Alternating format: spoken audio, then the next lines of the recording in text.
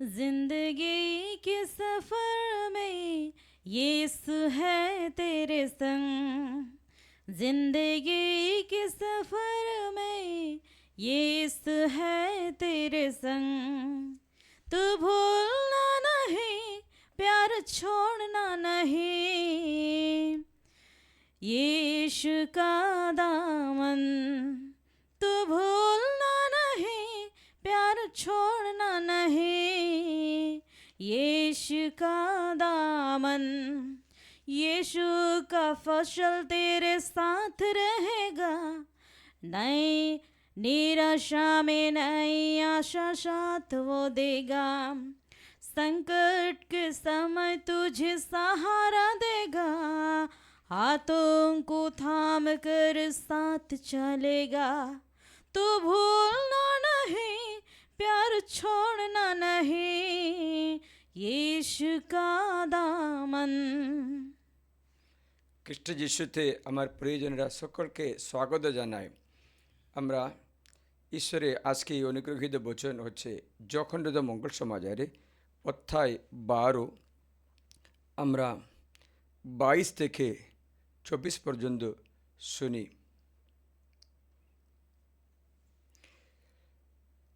Philip গিয়ে আন্দ্রিয়কে বললেন এবং আন্দ্রিয় ও ফিলিপ যিশুর কাছে সে কথা জানালেন। যিশু তাদের উত্তর দিলেন, মনুষ্যপুত্রের গৌরবান্বিত হওয়ার ক্ষণ উপস্থিত হয়েছে। আমি তোমাদের সত্যি সত্যি বলছি, গমের দানা যদি মাটিতে পড়ে মরে না যায়, তবে তা মাত্র একটাই হয়ে থাকবে। বচনটা শুনবি।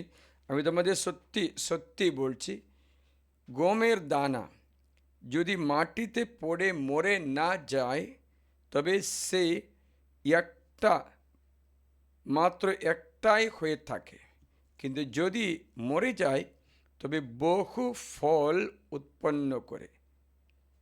নিজেদের প্রাণ যে ভালোবাসে সে তা হারিয়ে ফেলে, আর এই জগতে নিজের প্রাণকে যে ঘৃণা করে সে অনন্ত জীবনের উদ্দেশ্যে তা রক্ষা করবেন। খ্রিস্ট যিশুর আজকে শিক্ষা আপনাদের মধ্যে এই আশীর্বাদ শুরু হবে। আজকে শিক্ষা মাত্র ভালো মতো কান দেবে, নাহলে বুঝতে অসুবিধা হবে। বাইবেল শিক্ষায় যীশুখ্রিস্ট একথা বলার পরিস্থিতি হচ্ছে, কয়েকজন গ্রিক অথবা অন্য ধর্ম অবলম্বী লোকেরা যিশুর কাছে সাক্ষাৎ করতে আসছে। গ্রিক নিবাসীরা, তাদের সম্বন্ধে আমরা জানতে পারি, পর্বের উপলক্ষে উপাসনা করার জন্য যারা এসেছিল তাদের মধ্যে কয়েকজন গ্রিক নিবাসীরা ছিল। তারা যিশুকে দেখতে চায়। তখন যিশু বলেছেন, ঠিকই বিজাতীয় এই ব্যক্তিরা যিশুকে অন্বেষণ করে, ভালোই কথা, যিশুকে অন্বেষণ করে যিশুকে কিছু শিখতে চায়। তখন যিশু তাদের এই উপমা বলেছেন। উপমাটা হচ্ছে, আমি তোমাদের সত্যি সত্যি বলছি, গমের দানা যদি মাটিতে পড়ে মরে না যায়, তবে তা মাত্রই একটাই দানা থাকবে, কিন্তু যদি মাটিতে পড়ে মরে যায় তবে বহু ফল উৎপন্ন করে। এটা আমরা জানি। একটা দানা গলা ঘরে রাখলে ওই ওখানে থাকবে, কত বছর থাকলে একটাই থাকবে। কিন্তু আমরা যদি ওই দানাটা মাটিতে ফেলে দেই, চরণ মাটিতে ফেলে দেই, এটা জল দিয়ে থাকে, যত্ন করে, তবে বীজটা ওই দানাটা মরে যাবে, পচে যাবে, তার মধ্য থেকে একটা গাছ বের হয়েছে ফল দেবে। মানে হচ্ছে প্রত্যেকটি দানার মধ্যে একটা জীবন নিহিত আছে, প্রত্যেকটি দানার মধ্যে একটা অনুগ্রহ নিহিত আছে, প্রত্যেকটি দানার মধ্যে অনেক ফসল নিহিত আছে। শুনছে কিনা? এই দানা চাহে গমের হোক, চাহে সামাখাসের হোক, সামাখাসের হোক, মানে কোনো গাছপালা, কোনো বীজ, গমের বীজের দানা হতে পারে, ঘাসের দানা হতে পারে। এই দানার মধ্যে কিছু আছে, জীবন আছে, ফসল আছে, প্রচুর পরিমাণে আছে। সেই যদি একটাই থাকে, গলাঘরে থাকে, আলমারাতে থাকে, সেটা একটাই থাকবে, কোনো ফসল দেবে না। আপনারা এ কথার অর্থ বুঝছে কি না জানি না। এখানে এই দানা মানে কি জানো? দানা যদি জানতে চাইলে, দানা মানে ঈশ্বরের বীজ। The seed is the seed of god. এই দানা ঈশ্বরের বীজ আছে, সেটা লেখা আছে প্রথম যখন অধ্যায় 3 আমরা 9 পথে পড়লে শোনাচ্ছে। 1 John chapter 3, 1 John chapter 3 verse 9।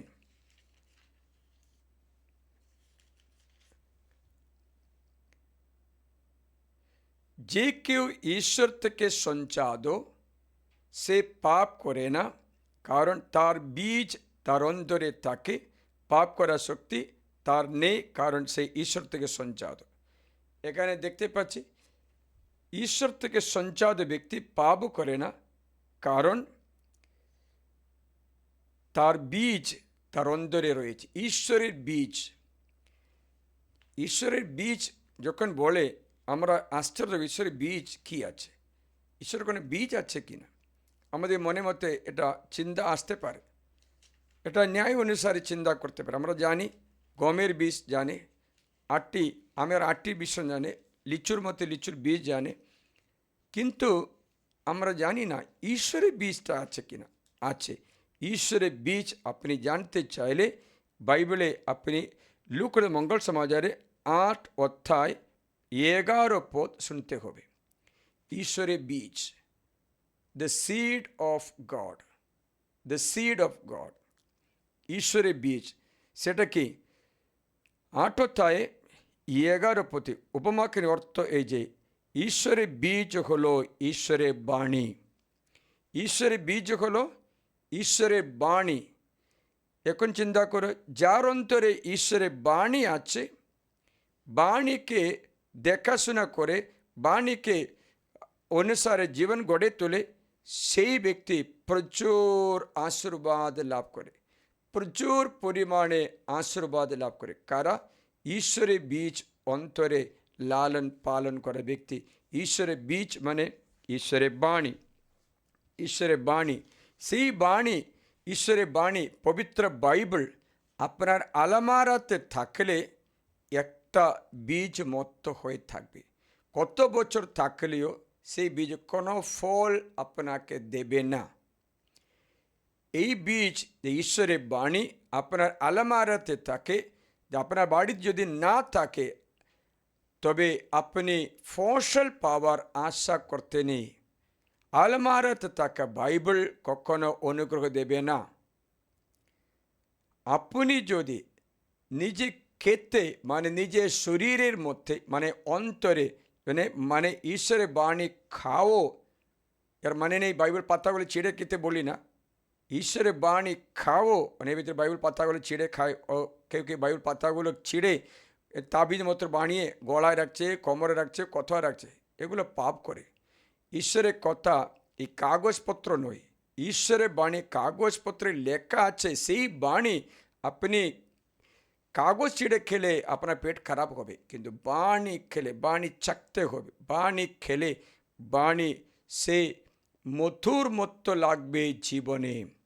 আপনার জীবনে তিক্ততা মিষ্টতায় পরিণত করতে হলে, আপনার জীবনে তিক্ততা মিষ্টতায় পরিণত করতে চাইলে, আপনার এখনকার কষ্ট এড়াতে চাইলে, আপনার এখনকার সমস্যার মুক্তি পেতে চাইলে বাইবেল বলছে ঈশ্বরের বাণী খাও। ঈশ্বরের বাণী খেলে তা মধুর হবে, তিক্ততা মিষ্টতায় পরিণত হবে, দুঃখ আনন্দে পরিণত হবে, রোগ সুস্থতায় শান্তি, রোগ মুক্তি পরিণত হবে, বন্ধন মুক্তি পরিণত হবে।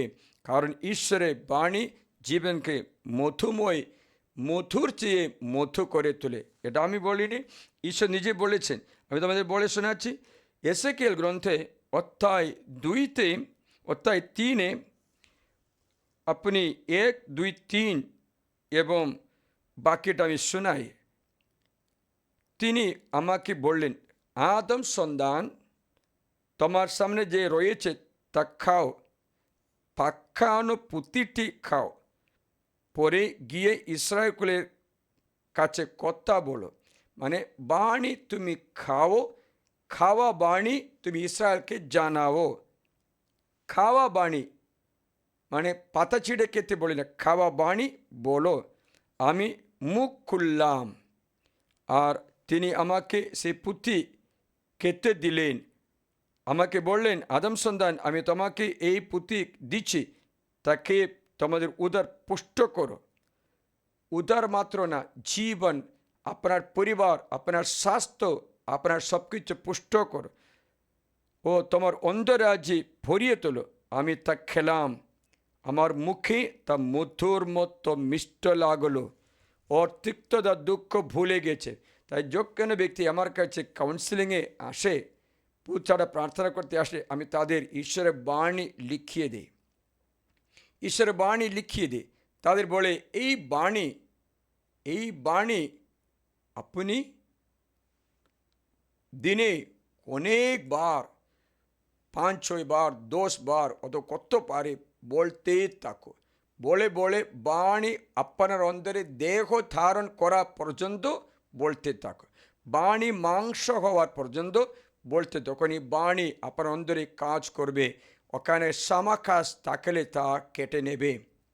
তা প্রিয়জনে, এই বাণী মধুর চেয়ে মধু লাগলো, মধুর চেয়ে মধু। ঈশ্বরের বাণী, ঈশ্বরের বীজ, সেটা শরীর ক্ষেত্রে বুনতে হবে, বুনলে সেই বাণী কাজ করবে।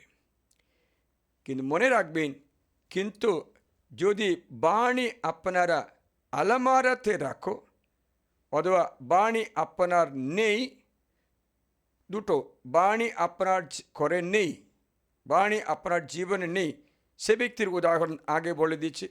মতিরুদ মঙ্গল সমাজের 14 অধ্যায়, যাদের বাণী নেই, মতিরুদ মঙ্গল সমাজের 14 অধ্যায় আমরা 22 থেকে শুনলে, 22 থেকে আপনি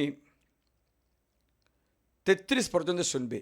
যাদের জীবনে, যাদের ঘরে ঈশ্বরের বাণী নেই, যিশু তখনই শিশুদের নির্দেশ দিলেন যেন তারা নৌকায় উঠে তার আগে আগে ওপারে যান। নৌকায় উঠে মানে হচ্ছে জীবন নৌকা, তোমার শরীর নৌকা। নৌকাতে উঠে তুমি চলো, মানুষকে বলে তুমি চলো ওপারে যাও, মানে স্বর্গযাত্রা। পৃথিবী থেকে স্বর্গযাত্রা করো এই বাণী নিয়ে, এই শরীর নিয়ে। এর মধ্যে তিনি লোকদের বিদায় দিলেন।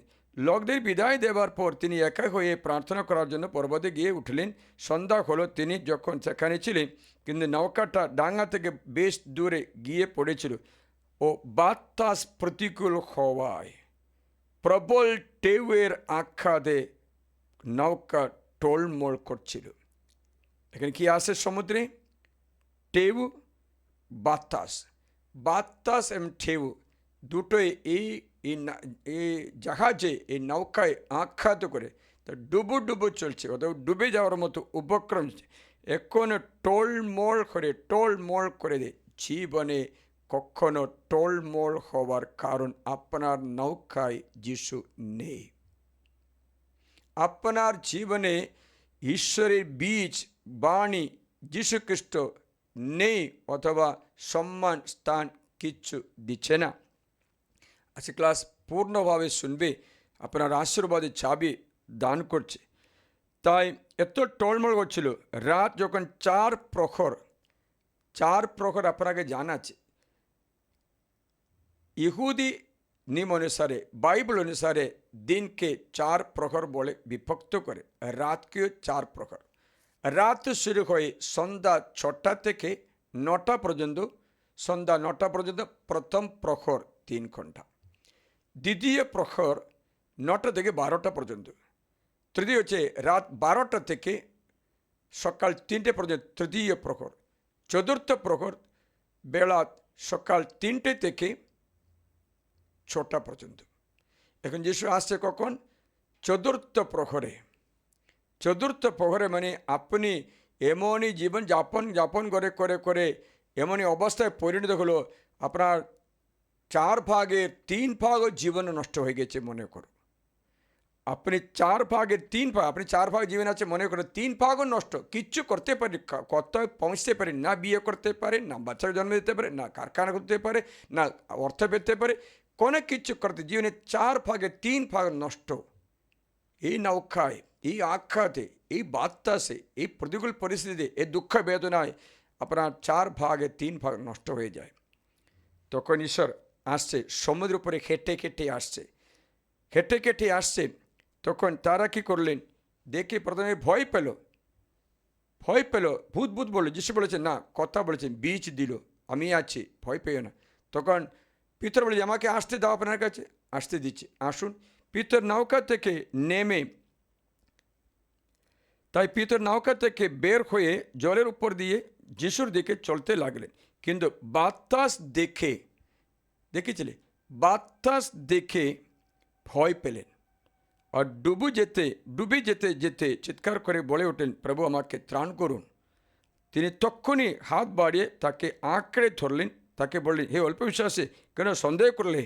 আর তারা নৌকায় উঠা মাত্র বাতাস পড়ে গেল।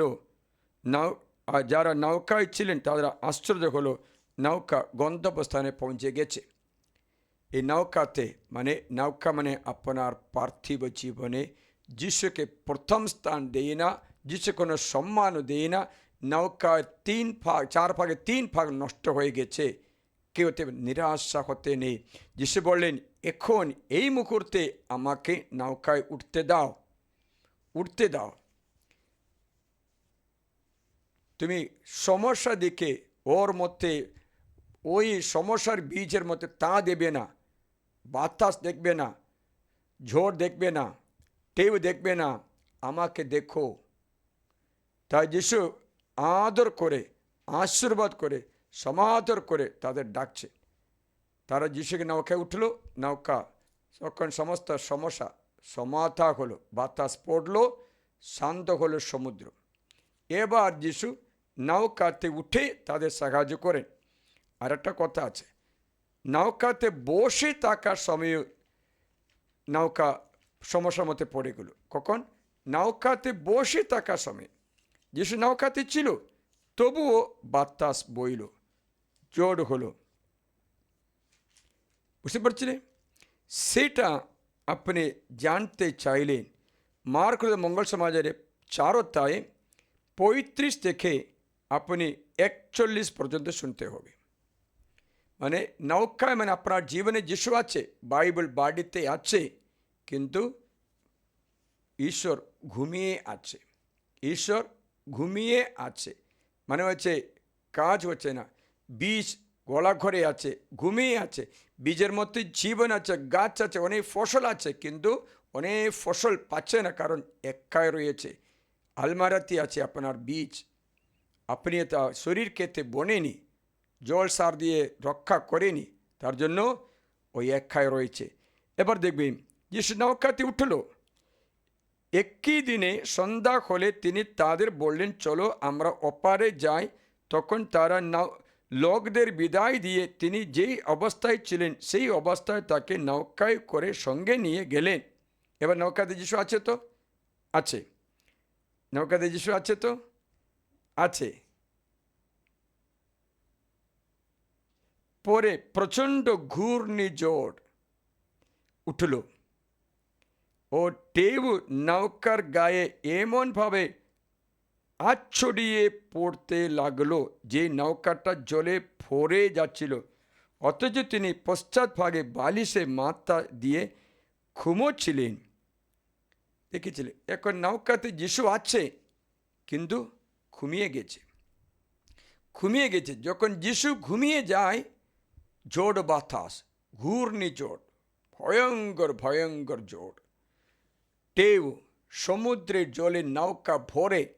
এর মানে হচ্ছে যখন তোমার জীবনে যিশু ঘুমিয়ে থাকে, এই সমুদ্র জল মানে এই সংসার, এই জগতের মলিনতা আপনার জীবনে প্রবেশ করে আপনার নৌকা ডুবে দেবে, ডুবাতে দেবে। আপনার অন্তরে যিশু যদি ঘুমিয়ে আছে, তবে আপনার এই নৌকা মানে আপনার জীবন এই সমুদ্র, সমুদ্রে, এই জগৎ মানে সমুদ্র, এই সমুদ্রে আপনি চলছে, নৌকায় চলছে। এই নৌকায় সমুদ্র জল যেমন ঢুকেছে, তেমনি এই জগতের সমস্ত মলিনতা, সমস্ত জগতের লালসা, জগতের শয়তান, জগতের সব কিছু আপনার জীবনে প্রবেশ করে আপনার নৌকা এই জগতে ডুবে দেবে, ফল দ্বিতীয় গন্তব্যস্থানে পৌঁছতে দেবে না। If you forget Jesus Christ and Jesus is sleeping in your life, then your life will be full of the world, filled with the dirt of this world, and you will be drowning and never reach the destination. গন্তব্যস্থানে পৌঁছতে পারবে না।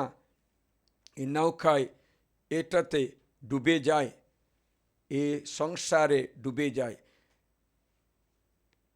Your life will be filled with the earthly cares and worries. এই জগতের চিন্তা ভাবনা, এই জগতের সব কিছু, ব্যথা বেদনা, পৈশাচিকতা, অশ্লীলতা, পাপ, সব কিছু আপনার নৌকায়, আপনার শরীরে ঢুকবেই। আপনি এই জলে ভরা নৌকার মতো উল্টিয়ে গিয়ে সমুদ্রে চলে যাবে আর গন্তব্যস্থানে পৌঁছতে পারবে না। দেখবেন যিশু নৌকাতে বসে আছে, কিন্তু যিশু ঘুমাচ্ছে। আমার প্রশ্নটা এই যে, ঈশ্বর ঘুমাতে পারে কি না? ঈশ্বর কখনো ঘুমিয়ে থাকে? ঈশ্বর ঘুমায়? জীবনে নেই, ঈশ্বর ঘুমায় না। বাইবেল বলছে তোমার ঈশ্বর, তোমার ত্রাণকর্তা, তোর মুক্তিদাতা ঈশ্বর কখনো ঘুমায় না। সামসঙ্গীত 121 কান দিয়ে শুনবেন, 3 থেকে আমি শোনাচ্ছি। তিনি তোমার পা দেবেন না টলমল হতে, ঘুমিয়ে পড়বেন না কো তোমার রক্ষক। দেখো ঘুমিয়ে পড়বেন না, হবেন না নিদ্রামগ্ন। ইসরায়েল রক্ষক ঈশ্বর, প্রভুই তোমার রক্ষক, প্রভুই তোমার ছায়া।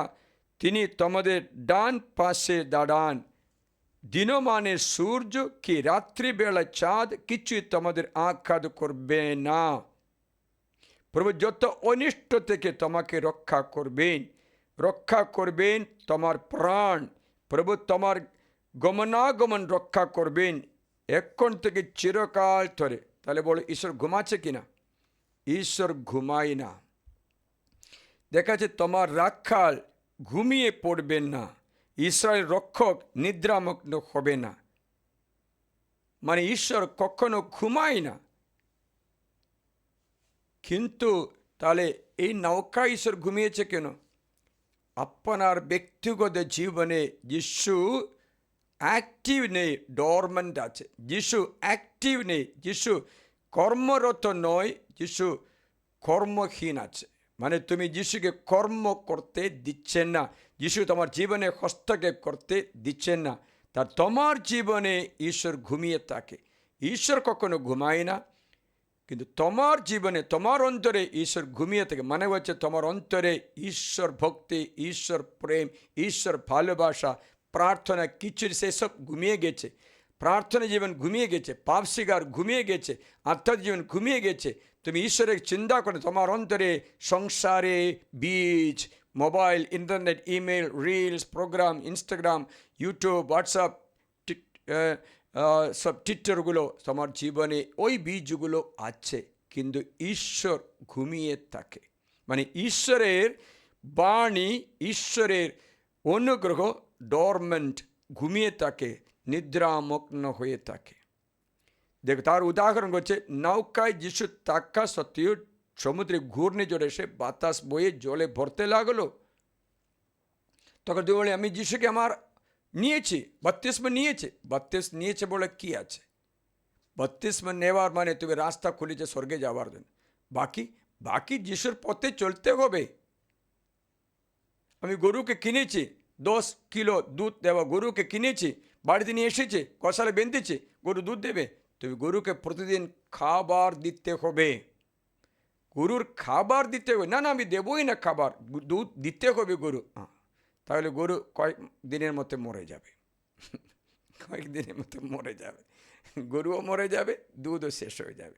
মানে অনেক ব্যক্তির ঈশ্বর আশীর্বাদ নেই অথবা আশীর্বাদ পেতে পারছে না, কারণ তাদের অন্তরে ঈশ্বর সান্নিধ্য ঘুমিয়ে আছে।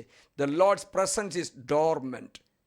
যেমন গলা ঘরে থাকা বীজের মতো, গমের দানা গলা ঘরে আছে, ওটা ওর মধ্যে জীবন আছে, কিন্তু ও ঘুমিয়ে আছে। যতদিন না মাটিতে ফেলে দেয়, যতদিন না অনুকূল পরিস্থিতি আসে, যতদিন তুমি তাকে তুলে নিয়ে বনো তোমার শরীর খেতে, সার দাও, জল দাও, যত্ন করো, তবে সেই জীবন অনেক ফসল পাবে।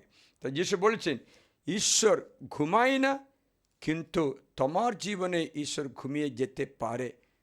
তাহলে শিষ্যরা কী করলেন? শিষ্যরা যিশুকে জাগালেন। আমি এটা তো শোনাচ্ছি, দেখো।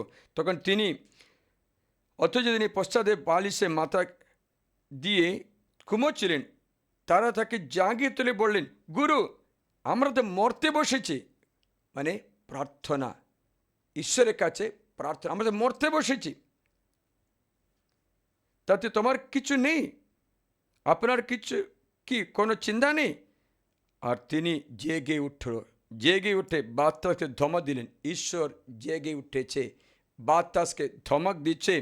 সমুদ্রকে বলেন, শান্ত হো, আর তাতে বাতাস পড়ল, মহা নিস্তব্ধতা নেমে এলো। জীবন শান্ত সৃষ্ট হচ্ছে, জীবন ভালোবাসায় ভরে যাচ্ছে, জীবন আনন্দে ভরে যাচ্ছে।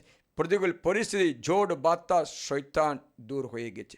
মাটি ভরা এই জীবন ঈশ্বর মাটি তুলে ফেলে দিয়ে পবিত্রতায় ভরে, আনন্দে ভরে, শান্তি সহসায় ভরে দিয়েছে। সে ব্যক্তির জীবন শান্ত হয়ে গেছে। কখন? যখন যিশুকে জাগিয়েছে, যিশুকে উঠিয়েছে। যিশুর পবিত্র বাইবেল আপনি ধ্যান করে, অনুধ্যান করতে, বাইবেল অনুসারে চলতে শুরু করেছে, তখন এই বীজ তোমাদের অন্তরে কাজ করতে শুরু করলো। পরে তিনি তাদের বললেন, তোমরা এত ভীত হচ্ছে কেন? তোমাদের কি এখনো বিশ্বাস হয়নি? তারা ভীষণ ভয়ে অভিভূত হয়ে একে অপরকে বলতে লাগলেন, তবে ইনি কে? বাতাস সমুদ্র তার প্রতি বাধ্য হয়েছে। তারা আশ্চর্য হলো, এত তাড়াতাড়ি অনুগ্রহ হলো কি করে? হ্যাঁ, তাড়াতাড়ি অনুগ্রহ তোমার অন্তরে ছিল, কিন্তু ঘুমিয়েছিল। তোমার আশ্রয় তোমার অন্তরে ছিল, মানে বীজের মধ্যে জীবন, গাছ নিক্ষিপ্ত আছে, তেমনি আপনার অন্তরে ঈশ্বর অনুগ্রহ নিক্ষিপ্ত আছে। যদি অন্তরে বাণী থাকে, নৌকায় যিশু থাকে। যদি না হয় নৌকা শূন্য, তবে বাতাসে ডুবে যাবে। বাতাসে জীবনে কোনো প্রলোভন আসলে, কোনো কিছু আসলে সঙ্গে সঙ্গে পড়ে যাবে। আমি বলে দিচ্ছি, দানিয়েল গ্রন্থে একটা মেয়ের কথা বলছে। মেয়ের নাম হচ্ছে সুসান্না নামে একটা মেয়ে, অতিরিক্ত সুন্দরী ছিল। সেই মেয়েকে ভোগ করার জন্য দুটো দুষ্ট ব্যক্তি আসলো। এরা ও দেশে প্রধান লোক ছিল, এমন বিচারক ছিল। তারা যাই করতে পারে, বিচারক নিয়ে বিচার করলে শেষ, মানুষের আর কোনো কেউ আপিল নেই, সুপ্রিম কোর্ট আছে।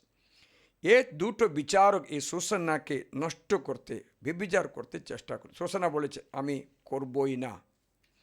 তখন তারা বলে, যদি না করো, আমরা মিথ্যা কথা বলে তোমাকে কালকে ফাঁসি দেব, গলায় ফাঁসি দেব। তখন সুসান্না বললেন, দিলে দিক, কিন্তু আমি পাপ করবই না।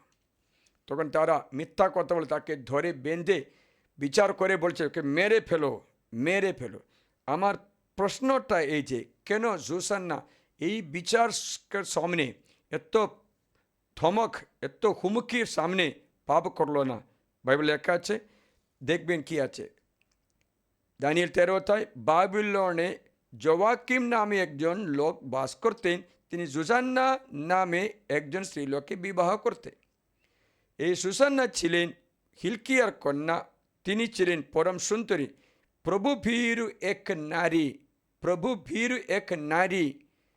তার পিতা মাতা ধার্মিক মানুষ ছিলেন। কন্যাটিকে তারা মসির বিধান অনুসারে বাইবেল বাণী মসি বিধান অনুসারে গড়ে তুলেছিলেন। বাইবেল বাণী বীজ বুনিয়ে মানুষ করেছেন সুসান্নাকে। সুসান্না প্রতিকূল পরিস্থিতি হুমকি পাওয়ার সময়ও পাপ করলো না, কারণ অন্তরে ঈশ্বরের বীজ রয়েছে। তো শেষ পরিণামটাকে বিচার মঞ্চে এসে বিচার করে দিল। তারা বললো ওকে মেরে ফেল। তখন সুসান্নাকে মেরে ফেলার জন্য এরা নিয়ে যাচ্ছিল।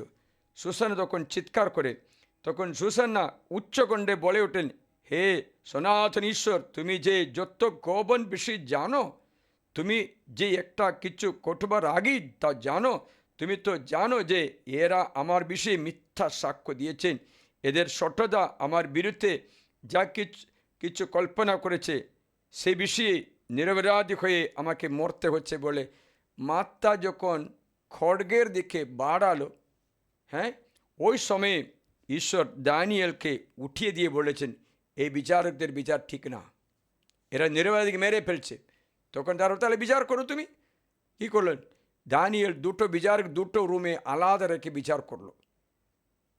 একজনকে ডাকলো, সবার মধ্যে বললো, কোন গাছের তলায় তুমি দেখিছে? এই গাছের তলায়। হ্যাঁ, ভালো কথা, তোমার মিথ্যা কথা তোমার উপর চলে, তোমাকে বেঁধে অন্য করে রাখলো। তারপরে দ্বিতীয় ব্যক্তি রাখলো, তুমি তারপিন গাছে বেঁধে। এরা কী করে? একটা মেয়ে দুটো গাছের তলায় একই সময় পাপ করে, তোরা দুজন সাক্ষীরা দেখি দুটো গাছের তলায় কী করে দেখতে পারবে? এই মিথ্যা কেন বলছে কেন তোমার মাথায়? তাই এই দুজন বিচারকদের মেরে ফেলা হলো। সুসান্নাকে বাঁচিয়েছে। ও ঘুমিয়ে পড়বে না তো তোমার রক্ষক সেই সমস্ত বিপদ থেকে তোমাকে ত্রাণ করবেন, সমস্ত বিপদ থেকে তোমাকে ত্রাণ করবেন। এ কথাটা কত সত্য হয়েছে, দেখো এ কথাটা কত সত্য হয়েছে। প্রভু তোমার রক্ষক, এ তোমার ছায়া, তিনি তোমার ডান পাশে দাঁড়ান। দিনমানে সূর্য কি রাত্রিবেলায় তোমাকে কিছু আঘাত করবে না। প্রভু যত অনিষ্ট থেকে তোমাকে রক্ষা করবেন, কারণ বীজ আছে, ঈশ্বরের বাণী আছে, রক্ষা করবেন তোমার প্রাণ। তুমি তোমার গমনাগমন রক্ষা করবেন এখন থেকে চিরকাল ধরে। মানে হচ্ছে ঈশ্বরে এই বীজ তোমার অন্তরে রেখে রক্ষা করতে দিন প্রতিদিন সেই বিষয়ে ধ্যান করে আলোচনা করে প্রভুর কাছে থাকা ব্যক্তি নিশ্চিন্তায় জীবন কাটাতে। আপনার কোনো সমস্যা হলে আপনি ফাদারদের কাছে যদি কাউন্সিলিং যায়, বলবেন এই সমস্যার জন্য আমাকে একটা বাণী দিন বলবে, তখন ঈশ্বর আপনাকে জানাবে কি বাণী পড়ে আপনার সমস্যা দূর হবে। যদি আপনার আর্থিক সমস্যা হয়, মনে করো দ্বিতীয় বংশাবলী 7:14 বখান আছে বাক্য এটা, আমার জনগণ যারা আমার নামে অভিহিত, যারা বিনম্রভাবে প্রার্থনা করে, যারা তার কুপথ থেকে ফেরে আমার শ্রীমুখ মাত্র অন্বেষণ করে, তবেই আমি স্বর্গ থেকে শুনবো, তার পাপ ক্ষমা করো, দেশ নিরাময় করব। মানে হচ্ছে যিশুর নামে অভিহিত, মানে তুমি যিশুকে নিয়ে আসবে এবং বিনম্রভাবে প্রার্থনা, নম্রতা। তৃতীয়, কুপথ থেকে ফেরে পাপ ছেড়ে দেওয়া। চতুর্থ, ঈশ্বরের শ্রীমুখ মাত্র অন্বেষণ, যদি সে শ্রীমুখ না, ঈশ্বরের শ্রীমুখ অন্বেষণ করো একনিষ্ঠ হৃদয়ে, তবে স্বর্গ থেকে তা শুনবে, আপনার পাপ মোচন করবে, আপনার ঈশ্বর আশীর্বাদে ভরবে। দেখেছিলে? তাই কয়েকটা বীজগুলো সংশোধনের বীজ আছে, কয়েকটা বীজগুলো আশীর্বাদে বীজ আছে, কয়েকটা বীজগুলো আপনাকে অনন্ত জীবনের জন্য বীজ আছে। যাই হোক, হবে। তাই আপনি এখন আমার প্রশ্নটা এই যে, আপনি কী রকম বীজ আপনার জীবনে বুনছো কিনা? What kind of seed you are sowing in your flesh, in your body, in your house? What kind of seed? What kind of seed? কীরকম গমের দানা, কীরকম দানা তুমি বুনছো? মনে করবেন দুই রকম দানা আছে। একটা মতিলা মঙ্গল সমাজের 13 অধ্যায়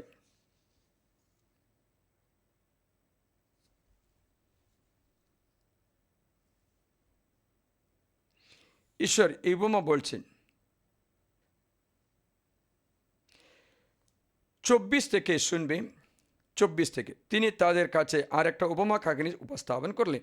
তিনি বললেন, স্বর্গরাজ্য মানে ঈশ্বরের রাজ্য ইয়ে তেমন এক লগের সঙ্গে তুলনা করা যায় যে নিজের জমিতে ভালো বীজ বুনল।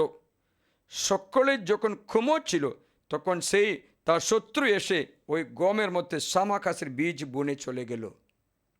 সকলে যখন ঘুমোচ্ছিল তখন শত্রু এসে শামাখাসের বীজ, শ্রদ্ধা বিনা জীবন যাপন করলে কখন শত্রু শামাখাসের বীজ আপনার জীবনে বুনবে তা জানতে পারবে না। আজ একজন এসে বললো আমাকে আশীর্বাদ করো ফাদার, আমার অন্তরে শামাখাসের বীজ আছে। এক সপ্তাহ আগে প্রার্থনা করে ভালোই ছিল, তারপর বলছেন আবার আমার মাথা ভারী হচ্ছে, দুশ্চিন্তা আসছে, এগাতে পারছে না, প্রার্থনা করতে পারছে না, একাগ্রতা নেই। তখন অন্য বীজ এর মাঝখানে পড়ে গেল। ও ভালো বীজ বোনা ক্ষেত্রে যখন তুমি ঘুমোচ্ছিল, মানে শ্রদ্ধা বিনা জীবন যাপন করে ব্যক্তি অন্তরে শয়তান কখনো কখনো খারাপ বীজের বীজ বুনবে, খারাপ ঘাসের বীজ বুনবে। সেই বীজ হচ্ছে হতে আপনার অলস্যতা, অন্যান্য বীজ, লালসা, লোলুপতা, কোনো রকম বীজ, অহংকার, রাগ, ঘৃণা, কোনো রকম বীজ বুনবে শ্রদ্ধা বিনা থাকা ব্যক্তির অন্তরে। তাই পরে বীজ গজে উঠে ফল দিল, তখন শামাখাসও দেখা দিল। সেই গৃহস্বামীর দাসেরা এসে তাকে বলে, প্রভু আপনি কি জমিতে ভালো বীজ বোনেননি, তবে শামাখাস এলো কোত্থেকে? সে তাদের বললেন কোনো শত্রু এই কাজ করেছে। দাসে তাকে বললেন, তবে আপনি কি চান আমরা গিয়ে তা সংগ্রহ করব? রুখো, এখন এত মিশে গেছে, আমি একটু পরে কেটে নেব। তিনি উত্তরটা বলে দিচ্ছে, দেখুন জমি। পরে তিনি লোকদের ভিড় ছেড়ে বাড়ি ফিরে এসে তার শিশুদের কাছে এসে তাদের বললেন, জমির শামাখাসের উপমা কাহিনীর অর্থ বুঝিয়ে নিন। উত্তরে তিনি বললেন, যিনি ভালো বীজ বোনেন সেই মানবপুত্র যীশুখ্রিস্ট আছে ভালো বীজ। জমি হলো জগৎ, ভালো বীজ ঈশ্বরের রাজ্যের সন্ধান, শামাখাস দুর্তজনের সন্ধান। যে শত্রু শামাখাস বুনেছিল সে হচ্ছে দিয়াবল। ও রোজ আপনার জীবনে শামাখাসে বিনাশে দুঃখ বেদনা রোগ ব্যাধির বীজ বুনতে সে রাজি আছে। আপনি শ্রদ্ধা বিনা থেকেছে বলে এটা হলো। উদাহরণ বলে দিচ্ছে, গতকাল রাতে একটু খাবার রান্না করে দিল, আমি খেতে শুরু করলাম, ঈশ্বর বলেছেন এটা খাবে না। আমার অনেক বাসনা লালসা, খাবই। খেলাম, সঙ্গে সঙ্গে পেটে গ্যাস, পেট ব্যথা। কি বীজ বুনলো? ও খাবার খেতে মানা করাটা আমার লালসার কারণে আমি খেয়ে ফেলেছি, রাত্রে ঘুমাতে পারিনি, পেট গ্যাসে ভরে গরম হয়ে যায়, অসুবিধা হয়ে যায়। দেখেছিলে এত সুন্দর জীবন যাপন করে ব্যক্তি শ্রদ্ধা, অল্প শ্রদ্ধা যখন হয় না তখন শত্রু দিয়াবল এসে অন্য বীজটা বুনে গেল। আপনার জন্য কত বীজ বনে যায় জানা যাবে না, কত বীজ। প্রিয়জনেরা, এখানে আপনার জীবনে ঈশ্বরের বাণী বীজ বুনলে আপনি ভালো ফসল কাটবে। যদি আপনি শামাখাসের বীজ আপনাকে জানাবো, অল্প কিছু জানাবো। মার্ক মঙ্গল সমাজের অধ্যায় 7 শামাখাসের বীজ কয়েকটা শোনাবো। অধ্যায় 7,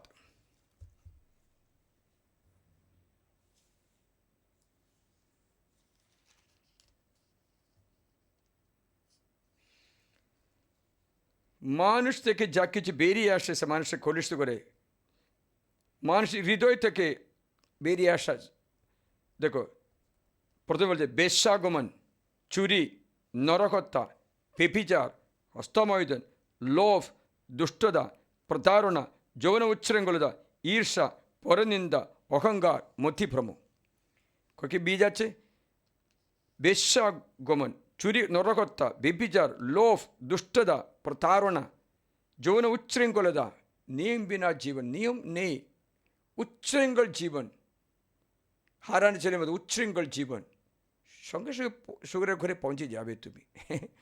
দেখবে পরনিন্দা, অহংকার, মদিভ্রম, এইরকম বীজ আপনার জীবনে আছে দেখবে। আরেকটা বীজের কথা বলছি, সেটা হচ্ছে প্রথম করিন্থীয় অধ্যায় 6 লেখা আছে। সেই বীজের কথা শুনবে, অধ্যায় 6 আপনি 9 থেকে শুনবে। নাকি তোমরা এই কথা জানো না যে দুর্জন ঈশ্বর রাজ্যে উত্তরাধিকার হবে না? নিজের ভুলিও না যারা যৌন ক্ষেত্রে দুশ্চরিত্র, পুতুল পূজা করে, ব্যভিচার করে, সব প্রকার সমগামী মানুষ, চোর, কৃপণ, মত্তাপায়, নেশা করে ব্যক্তি, পরনিন্দুক, প্রবঞ্চক, তারা কেউই এই বীজ বুনলে আনন্দ পাবে না। আবার গালাতীয় অধ্যায় 5:18 থেকে আরেকটা বীজের কথা বলছি। আপনি কি বীজ বুনছে আপনি দেখবেন 5:18 পদ থেকে। দেখো, মাংসের যত কর্মফল তা স্পষ্ট। 19 থেকে শোনায়, যৌন অনাচার, অসুচিতা, যৌন উচ্ছৃঙ্খলতা, পুতুল পূজা, তন্ত্রমন্ত্র সাধন, শত্রুতা, বিবাদ, ঈর্ষা, ক্রোধ, রেষারেষি, মনোমালিন্য, দোলাদলি, হিংসা, মাতলামি, পাননমুক্ত, হইচইপূর্ণ ফজসব, এই ধরনের সব কিছু সামাকাশের বীজ। আপনি এই বীজগুলো বনে ওকে ওকে আপনি দেখাশোনা করছো, তবে আপনার জীবনে কোনো আশীর্বাদ থাকবে না। ঈশ্বর তাদের বলছেন কলসির কাছে সাধু বলের পত্রে অধ্যায় 3 এ কথাটা শুনবে। কলসীয় 3 অধ্যায়, আমি 5 থেকে শোনাই। 3 অধ্যায় 5 থেকে শুনো।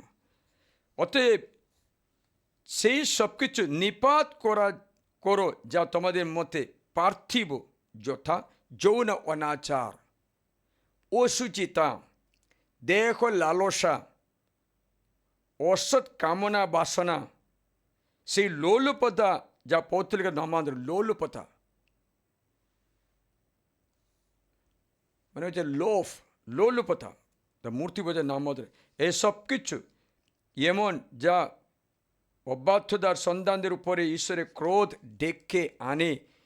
এক সময়ে তোমরা যখন তেমন লোকদের সঙ্গে জীবনযাপন করতে, তখন তোমরাও এই সব কিছুতে নিমন্ত্রিত ছিলে, কিন্তু এখন তোমরাও ত্যাগ করো এই সব কিছু, যথা ক্রোধ, রোষ, সটতা, পরচর্চা, অশ্লীল ভাষা। আজ অনেক ব্যক্তি এই অশ্লীল ভাষা অনেকটা ব্যবহার করছে। এই চ্যাটিং করার সে কী কী ভাষা ব্যবহার, কী কী ছবি দেখা, কী করছে জানো? একটা ব্যক্তি এখানে এসে কান্নাকাটি করলো, চ্যাটিং করে শুরু করে, তখন বললো এ তোমার ফটোটা দেখাও, ভিডিও কল করো, এটা দেখাও, ওটা দেখাও। আমি বলতে পারবো না কী কী আছে। দেখি দেখি দেখি লাস্টে ভাবে নিমজ্জিত হয়ে, নিরাশ হয়ে, ভেঙে পড়ে শেষ। আরেকজন এসে বললো একটু প্রার্থনা করো ফাদার, কারণ এই কামনাবাস উত্তেজিত করে সব এইডস রোগ ধরেছে। এখানে এসেছিল, কয়েকজন সুস্থ হয়েছে, কয়েকজন সুস্থ হয়নি, জানি না আমি কারণটাকে। আর কি হচ্ছে, সার্ভিক্যাল ক্যান্সার, খারাপ সম্পর্কে জড়িত হয়ে সার্ভিক্যাল ক্যান্সার ধরে এসেছে। ঈশ্বর কৃপায় সে ব্যক্তি সুস্থ হয়ে গেছে, ওই প্রার্থনা দিল, অনুতাপ করলো, ঈশ্বর সঙ্গে সুস্থ করে দিয়েছে। আরেকজনের শরীরে ঘা, যে ভিতর সাইডে এমনই ঘা হয়ে গেছে, ডক্টরকে দেখাতে পারছে না, তো ফটো তুলে দেখালো, কোনো মতো ওষুধে খেয়ে খেয়ে ক্লান্ত হয়েছে। এখানে আসলো, আমি বললাম একবার তোমার আশীর্বাদ ঈশ্বর দান করার কথা মনে রাখো, তারপরে কেন তুমি আবার ওঝার কাছে গিয়েছিলে? ওঝার বীজ কেন বুনেছিলে আপনি আপনার জীবনে? এর জন্য আপনার ফসল ওঝারে প্রাপ্য মৃত্যু, এটা তো আমি মরে যাবে আপনি। ফাদার কী করবো? অনুতাপ ফিরে একথা শুনে, এখন কারো একটা রোগ আছে, সেই হারপিস মতো রোগ সুস্থ করতে দেখতে পাচ্ছে, সে মেয়ে অনুতাপ করে, একটা শনিবার এসে অনুতাপ করে, পরে দুটো শনিবার বাদে এসে বললো ফাদার অনেক ধন্যবাদ, সম্পূর্ণ সুস্থ হয়ে গেছে। ওহ, লোম উঠার মতো আশ্চর্য, কারণ আমি তাকে বাণী দিলাম, সে বাণী বুনে অনুতাপ করে পাপ স্বীকার করে এই প্রভুর কাছে আসলো সুস্থতা। এখন অনুগ্রহের বীজ বুনেছে, অনুগ্রহ হবে। এই পর্যন্ত গুণিকের বীজ বুনেছে, গুণিকের ভবিষ্যৎ মৃত্যু, রোগ, ব্যাধি সবটা হবে, অশান্তি হবে। কত উদাহরণগুলো আমি বলতে পারি। এই মানুষের বোনা বীজ, আপনি এই সমস্ত বীজ, এই লোভ সবটা তোমাদের সবটা ছেড়ে দিতে বলেছেন। তারপরে ঈশ্বর কি বলেছে জানো? দেখো, এখন কিন্তু তোমাদের ত্যাগ করা উচিত ক্রোধ, রোষ, সঠতা, পরচর্চা, অশ্লীল ভাষা, পরস্পরের কাছে মিথ্যা কথা বলো না। কেননা তোমরা সেই পুরাতন মানুষকে অর্থাৎ যত কর্ম জীর্ণ পোশাকের মধ্যে ত্যাগ করো, পুরানো মানুষকে জীর্ণ পোশাকের মধ্যে ছেড়ে দাও এবং সেই নূতন মানুষকে খ্রিস্ট যিশুকে পরিধান করো, মানে নূতন বীজ নাও। নূতন বীজ, ঈশ্বরের বীজ, যিশুর বাণী, ঈশ্বরের বীজ, যিশু নিজে, তাকে নাও, তাকে পরিধান করো। শুনছ? নূতন মানুষকে পরিধান করে নিজের সৃষ্টিকর্তার প্রতিমূর্তি অনুসারে পূর্ণ জ্ঞান লাভের উদ্দেশ্যে নবীকৃত হচ্ছ। এখন কি করতে?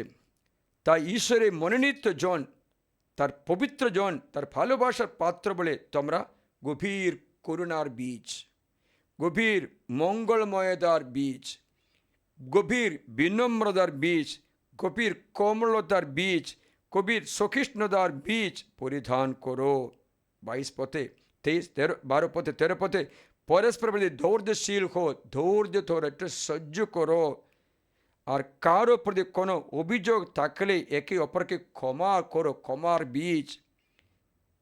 যেহেতু প্রভু নিজে তোমাদের ক্ষমা করেছেন, সেই জন্য তোমরাও সেই মতো ক্ষমা করো। আর সমস্ত কিছুর উপরে ভালোবাসার বীজ পরিধান করো, কারণ ভালোবাসা সব কিছু, সব পরম সিদ্ধির বন্ধন।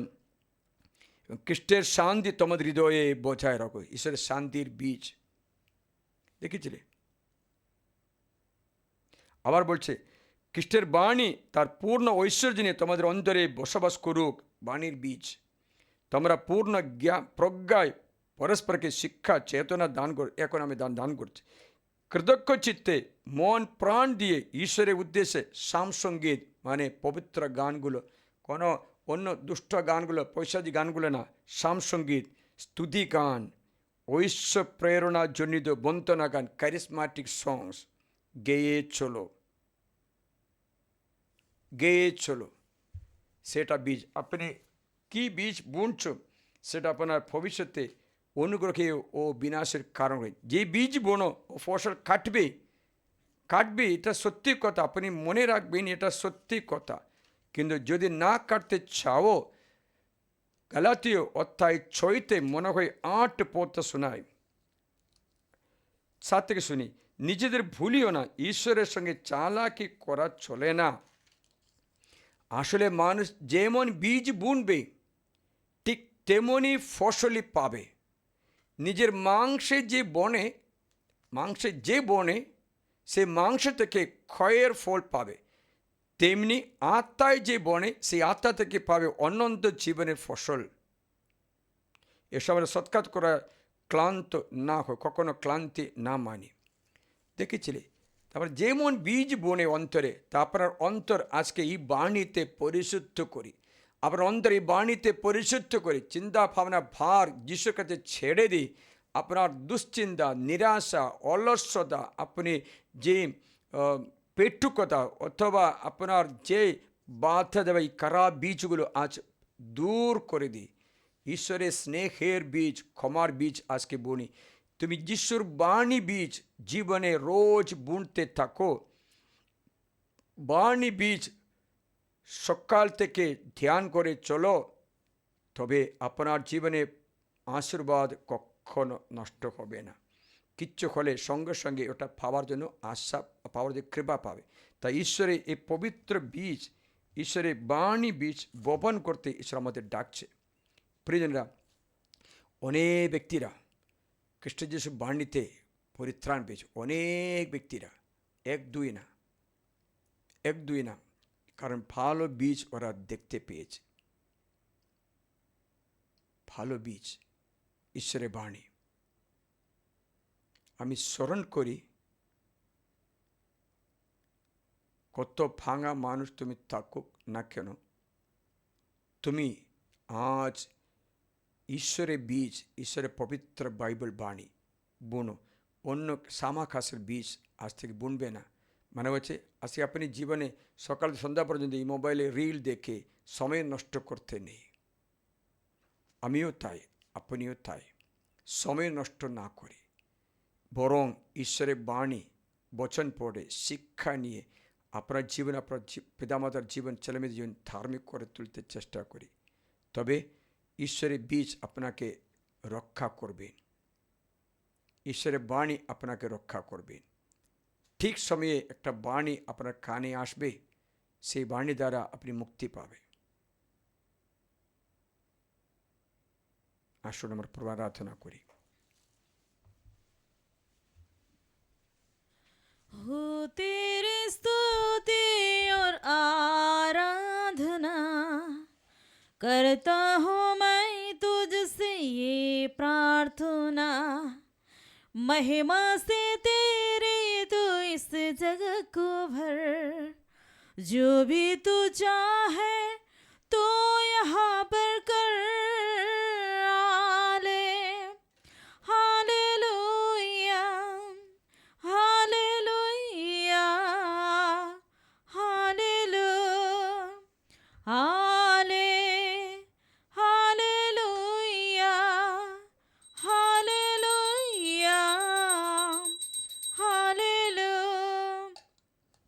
करुणा से तेरी नया दिन दिखाता है, ढाल बनकर मेरी तू मुझे बचाता है, जब मैं पुकारूं तू दौड़ाता है, जब मैं गिरूं तो मुझे उठाता है।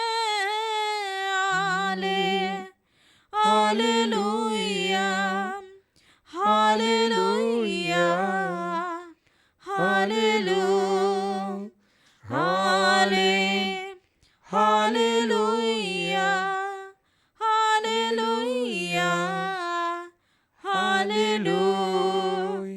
सारे जहां पर तुझ सा कोई नहीं, तुझको जो छोड़ कोई प्रभु है ही नहीं, घुटने में टेको बस तेरे सामने, तू है मेरा प्रभु तू मेरा पिता। हाले हालेलुया हालेलुया हालेलुया हाले हालेलुया हालेलुया हालेलुया।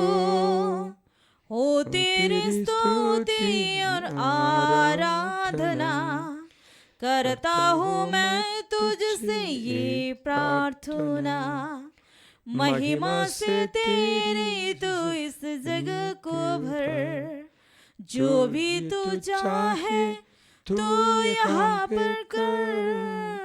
हाले हालेलुया हालेलुया हालेलुया हाले हालेलुया हालेलुया हालेलुया। প্রিয়জনেরা, হাঁটুবাদ করে প্রভু যিশুর কাছে খারাপ বীজগুলো দূর করতে প্রার্থনা করে। সামাকাশের বীজ রোগের হোক, নিরাশা, দুঃখ হোক, আমরা এগুলো জীবনে আসলে সঙ্গে সঙ্গে প্রভুর চরণে ছেড়ে দিয়ে ঈশ্বরের সান্ত্বনা বচন, ঈশ্বরের সংশোধন বচন, ঈশ্বরের বীজ, ঈশ্বরের বাণী আমরা আপন করতে চেষ্টা করি, প্রার্থনা করি। জীবনের সমস্ত পরিস্থিতিতে ঈশ্বরের বাণীকে পরিধান করতে, ঈশ্বরের বাক্য প্রতিদিন ধ্যান করে ঈশ্বর আপনাকে কৃপা দান করেন, আপনার জীবনে সম্পূর্ণভাবে মুক্তি দান করে। Jesus, have mercy upon these people. Have mercy, completely set free from the power of the evil one. Jesus, completely বিশ্বাস করি। আজকে আমি একটা ব্যক্তির সঙ্গে এটা গল্প করলাম। গল্পটা না, ও আমাকে কথা বলেছিল, আমি অনেক নিরাশা মতে আছি, মরতে যাচ্ছি, কারণ আমার বাড়িতে কেউ আমার সঙ্গে কথা বলছে না। আমার নাতি যখন বিদেশে গেছে, আমাকে মা চলে যাচ্ছি বলি না, বুড়ি মাকে, নিজের মায়ের বাবার মাকে বাড়িতে তাকে সে ওকে লালন পালন করলো, ওকে কিছু না বলে চলে গেল। ওনার মন অনেক ভেঙে গেল, এত লালন পালন করার ছেলে এখন আমাকে এত ত্যাগও করেছে, চিন্তা মনে আসলো। আমি তাকে বললাম দেখো ওই রকম চিন্তা মনে রাখতে নেই। যদি ছেলে কোনো আপনাকে গ্রিটিংস করেনি, আপনাকে চুম্বন দেয়নি, আপনার আশীর্বাদ চাইনি, তবুও আপনি তাকে আশীর্বাদ করে মঙ্গল কামনা করো, মনের দুঃখ পেতে নেই, এরকম চিন্তা করো। ছেলের মনে আপনার প্রতি কিছু মনোমালিন্য ছিল, তা মীমাংসা হয়নি, আপনি তো বড় লোক, আপনি তো গ্র্যান্ডমা, আপনি নিজেই নম্র করতে পারবে। ছেলের অহংকার খাটাতে আপনি নম্র হয়ে আপনি কথা বলে আপনি আদর করলে করতে পারো, কিন্তু আপনার অন্তরে অহংকার আছে বলে আপনিও যায় না, দুজনে দুটো ধ্রুবে থেকে কান্নাকাটি করবে। শয়তান বিজয় হতে দেবে না। কথা ওটা বুঝবার জন্য মন নেই। আমি কি করলাম, প্রার্থনা করলাম 15-20 মিনিট ওনার কথাগুলো শুনে আছে। ওকে বললো কোনো বৃদ্ধাশ্রম আছে ফাদার, আমাকে একটু নিয়ে যান, আমি সেখানে থাকতে চাই, এখানে কারোর সঙ্গে কথা বলতে পারছি না, কি আমার সঙ্গে কথা বলা, নিজে রান্না করে খাই, আমাকে চাইছে খাবে, জিজ্ঞাসা করিনি, আমি গিয়ে কিছু না কিছু খাই, নাহলে না খেয়ে থাকে। প্রার্থনা করতে আসলো, ওরা আসবে না ফাদার, ওরা 9টাতে প্রার্থনা, আমি তো 7:30 বাড়িতে প্রার্থনা রোজ করতাম যখন আমি স্বামী থাকতে। এই ছেলে যখন বিয়ে করেছে তারপর থেকে আমি এটা করতে পারছি না। এরা 9টাতে আসছে, আমি 9টা পর্যন্ত যেতে পারবো, আমি ঘুম আসছে, আমি 7টাতে প্রার্থনা করি। ওই প্রার্থনা আমাদের বাড়িতে ছিন্ন ভিন্ন হয়ে গেছে, অনেক নিরাশার বীজ বনে আসে। আমি বলো এগুলো ত্যাগ করে যিশুকে শ্রদ্ধা করো, যিশুর কাছে শ্রদ্ধা করো। বলো পবিত্র বার্তা ঘূর্ণিঝড়ের মধ্যে বাতাস পেয়ে আমার ছেলের উপরে নেমে এসে প্রতিদিনের প্রতিকূল সকল বাধা, খারাপ উপাস, পাপের মধ্যে শয়তান সকল ভেঙে চুরমার করো এবং প্রভু যিশুর কাছে আসতে, কৃষ্ণ যিশু পথে চলতে কৃপা অভিষেক দান করে বলে প্রার্থনা করে স্তুতি করতে থাকো, তৃতীয় জয় করো। কিন্তু এই বাকুল অন্তরে ঢুকে না। কি করবো, কারো কারো মনের মধ্যে অনেক সামাকাশ আছে, ঈশ্বরের বীজ বুনলে ওটা গসতে দিচ্ছে না, মানে কাটা চপের জমি মত্ত করছে। যিশু আজ যাদের কাটা চপের জমি তুমি পরিষ্কার করে দাও প্রভু, তুমি নিজে পরিষ্কার করতে প্রার্থনা করি। যাদের অনেক কঠিন হয়েছে হৃদয়, তুমি নমনীয় করতে প্রার্থনা করি, যা শীতলতা উজ্জ্বল ওটা উদ্দীপ্ত করো প্রভু। যা খারাপ পথে হচ্ছে তাকে ভালো পথে আনয়ন করতে, আজকে আশীর্বাদ করতে প্রার্থনা করি। কর্তা শুনে যারা ভিডিওতে ঈশ্বর আরাধনে তাদের সকলকে ঈশ্বর স্পর্শ করে তাদের মনস্কামনা পূর্ণ করতে, এই সামাকাশি বীজ দূর করতে যিশু নিজেই তোমাকে সাহায্য করবে। আজ থেকে যতটা পারি নম্রতা, ভালোবাসা, আনন্দ, শান্তি, পবিত্র আত্মার ফল যে ভালোবাসা, আনন্দ, শান্তি, সহিষ্ণুতা, সহৃদয়তা, মঙ্গলানুপদা, বিশ্বস্ততা, ক্ষমলতা, আত্মসংযম, উদারতা, শুচিতা এবং নম্রতা ধারণ করতে এই বীজগুলো আপনার অন্তরের জন্য ফসল দেয়। আপনি যেন যিশুর মতো একটা প্রার্থনার লোক হয়ে, যিশুর মতো বিনম্র হয়ে এই শান্তি, আজকে তোমাদের শান্তি দান করি, তোমাদের হৃদয় শান্তি লাভ করে, সুস্থতা লাভ করে, সুস্থ হো। সুস্থ হ্যাঁ দেখতে পাচ্ছি কারো কারো সুস্থ করছে, শরীরে বুকের টিউমার সরে গেছে, হাঁটুতে ব্যথা সরে গেছে, কোমর ঠিক হয়ে গেছে, আপনার বাঁ সাইডে কোনো সমস্যা, হৃদয়ের সমস্যা কোনো দূর করতে দেখতে পাচ্ছি, দূর হবে। যিশু খ্রিস্ট আপনাকে সান্ত্বনা দিচ্ছে। দেখ আপনার চামড়া রোগটা ছেড়ে গেছে, অনেক চুলকানি করেছিলে আর আজ থেকে নেই, তোমার নাক শুকিয়ে শুকিয়ে যায় সেটা সুস্থ হয়েছে, চোখটা শুকিয়ে যাচ্ছে এটাও সুস্থ হচ্ছে। আপনার এই সমস্যা আজকে দূর করি আশীর্বাদে ঈশ্বরের সুস্থতার বীজ, কোনো কাজ কোনো মলম নয়, তোমার বাণী তাদের নিরাময় করে সুস্থ বীজে সুস্থ হোক পিতা ও পুত্র পবিত্র আত্মার নামে আমিন। এখন হাত জোড় করে পবিত্র সাক্রামেন্টের আশীর্বাদ গ্রহণ করবে। এখন মাথা নত করবে, নত করে এই আশ্রয় গ্রহণ করবে। সর্বশক্তিমান ঈশ্বর তার পুত্র যিশুর করুণায় আপনার জীবন সমস্ত সংকট থেকে উদ্ধার করেন। এই ক্রুশের আরাধনা, এই যিশু সাক্রামেন্টের আরাধনা আপনার ঘরে শান্তি, ভালোবাসা, সব সদ্গুণের বীজ বুনতে পারে। আপনার ঘর, আপনার জমি বিশুদ্ধ হয়ে পিতা ও পুত্র পবিত্র আত্মার নামে আমিন। হে পরম পবিত্র ঈশ্বরের সংস্কার, প্রতি মুহূর্তে প্রশংসা ধন্যবাদ তোমারই হোক। পিতা পুত্র পবিত্র আত্মার জয় হোক। যেমন আদিতে হয় তো এখনই তেমনি হয়, যুগে যুগে চিরকাল হবে আমিন। गेहूं का दाना मर नहीं जाता, तब तक अकेला रह जाता, जब दाना मरता अंकुर देता, शगुना फल भी ला पाता। गेहूं का दाना मर नहीं जाता, तब तक अकेला रह जाता। जब दाना मरता अंकुर देता, शगुना फल